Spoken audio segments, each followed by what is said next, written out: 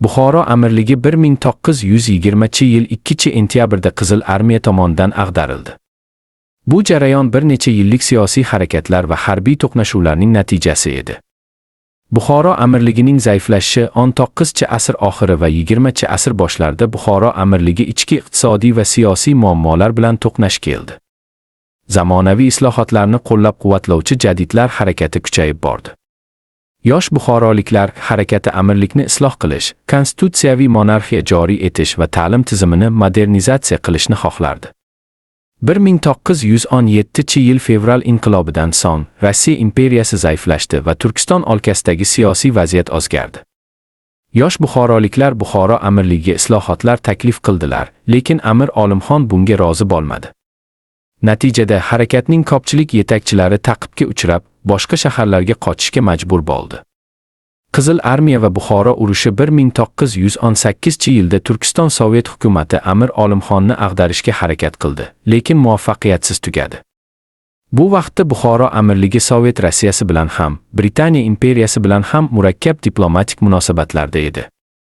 1920-yil avgust oyida Sovet hukumati Buxoro amirligini tugatish qarorini qabul qildi. 28-avgust kuni Frunze boshchiligidagi Qizil armiya Buxoroga hujum boshladi. 2-sentyabr kuni Buxoro shahrini egallashdi.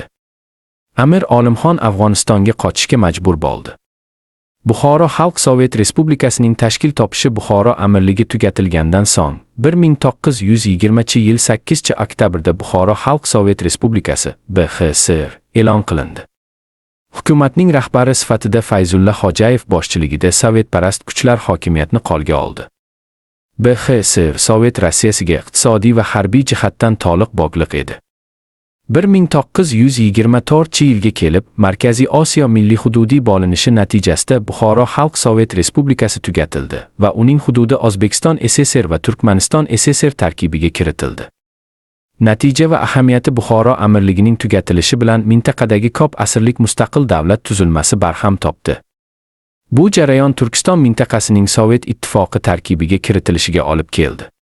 Shu bilan birga buxorolik jadidlar umidlari to'liq amalga oshmadi, chunki Sovet hukumati ham oxir-oqibat repressiyalarni kuchaytirdi. Shunday qilib, 1920-yilda sodir bo'lgan voqealar Buxoro tarixidagi eng muhim burilish nuqtalaridan biri bo'ldi.